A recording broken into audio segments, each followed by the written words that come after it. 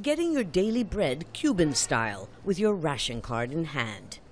1 roll per day per person at a minute state-subsidized price, a system that dates back to the Soviet Union.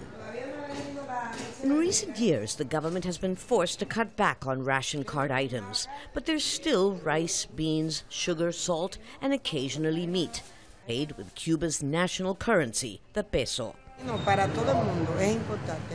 If we didn't have this option, those on a worker's wage could not afford to buy almost anything.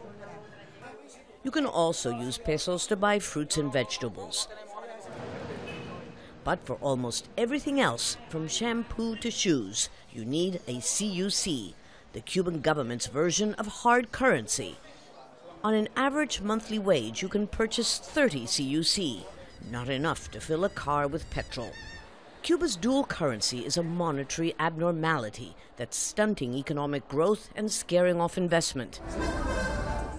And like the ration card, doing away with it is a must if Cuba's new president, Miguel Diaz-Canel, is going to make good on his promise to update Cuban communism. But if the government hasn't already done it, it's because merging these two currencies into one is much more complex than it sounds. In a country where the state is supposed to always provide, it's going to make life much more difficult for Cubans who are already struggling. Eliminating the dual currency system will devalue the peso.